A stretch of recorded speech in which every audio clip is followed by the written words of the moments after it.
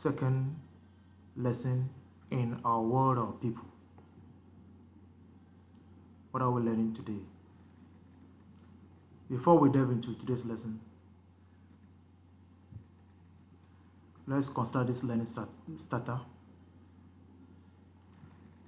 We are supposed to state the type of pattern of migration each of the following movements illustrates. So A, Accra to Adoso. B, Ekwase to Ankase. C, Accra to Kumasi. D, Afatome to Accra. Now let's consider the answers.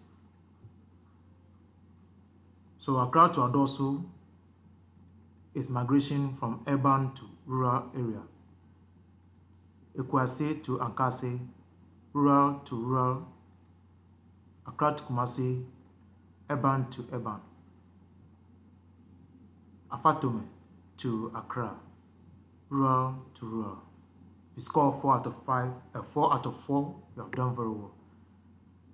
Keep it up. Less than that, don't worry. Let's move on to our main lesson for today. Today, we'd like to look at reasons for migration. So what are some of the reasons for migration? 1, to seek for employment. So people move from one place to another just to seek jobs. The second reason, for quality education.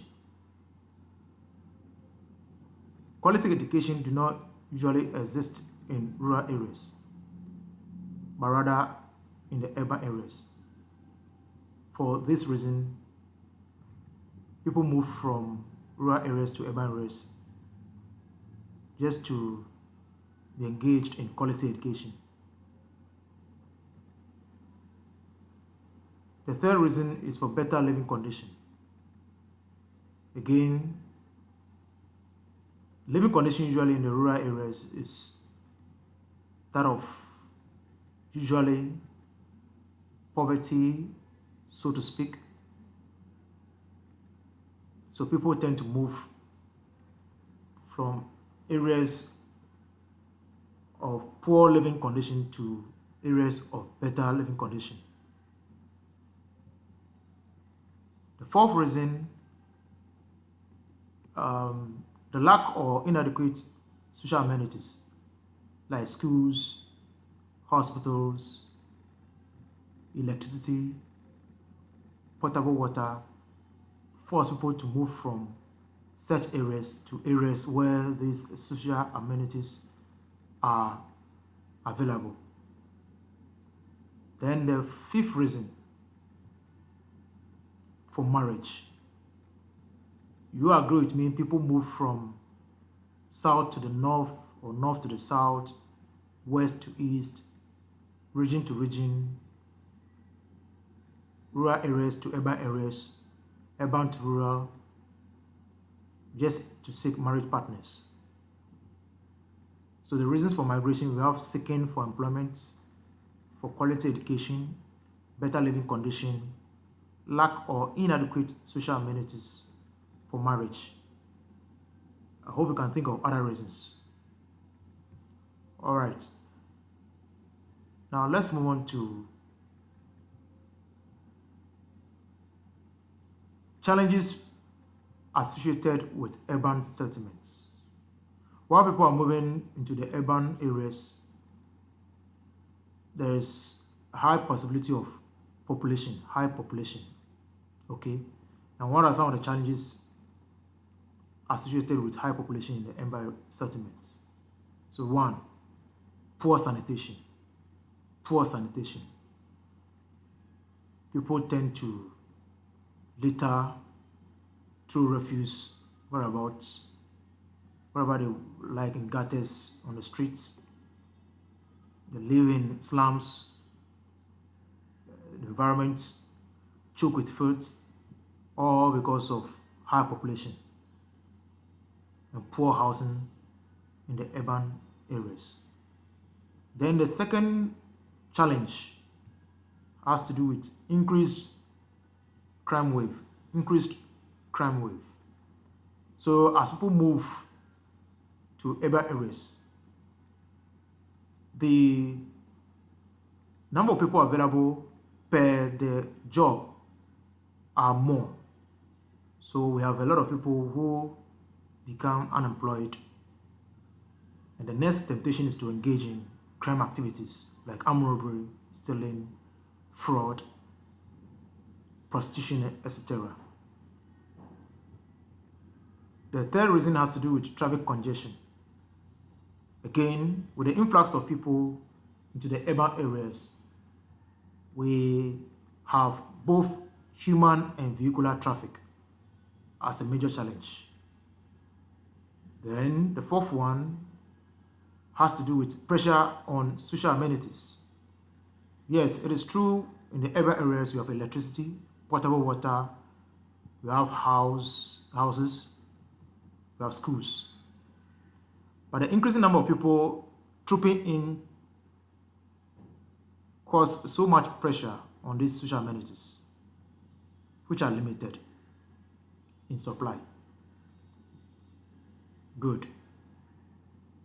So we'll now move on to look at solutions or measures taken to solve the challenges associated with rural and urban settlements. Measures taken to solve the challenges associated with rural and urban settlements. So based on the reasons why people move from one place to another, and then the challenges associated with urban settlements, we can think of some solutions. So what are some of the solutions?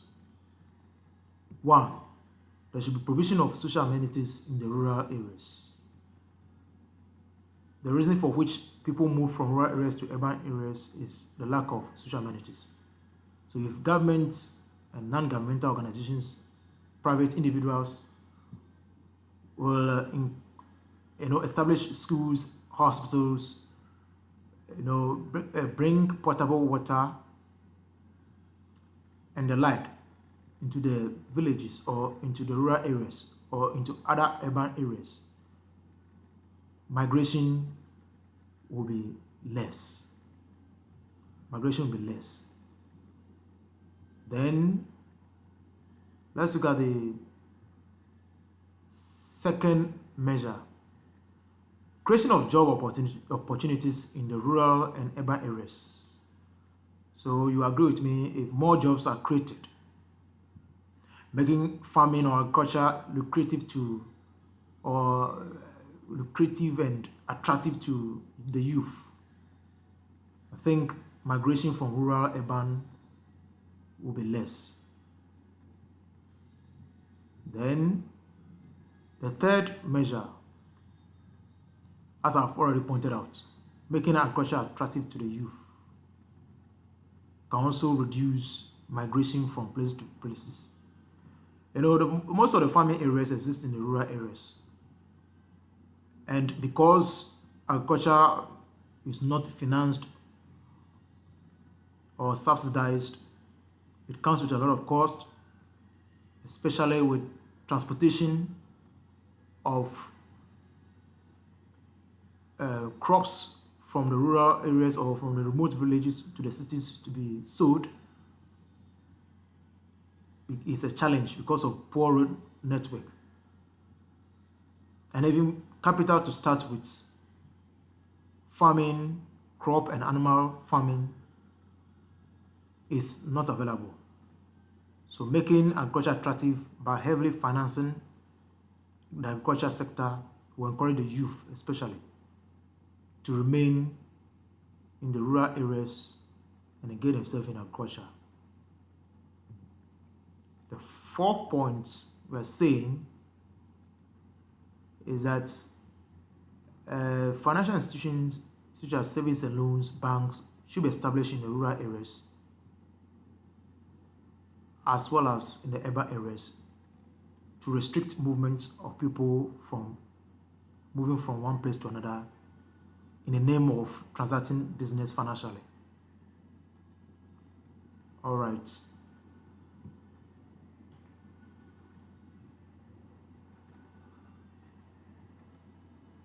What have you learned?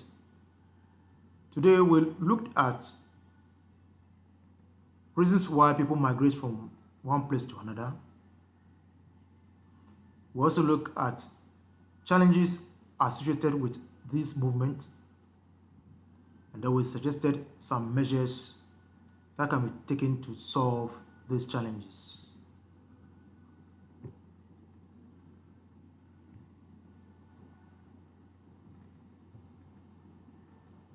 All too soon, we have come to an end to yet another interesting but short lesson. I encourage you to do further research to deepen your understanding. Download the PDF notes and go through and do further studies. Do the exercise and upload it onto the page for me to mark and score. Till we meet again. Bye.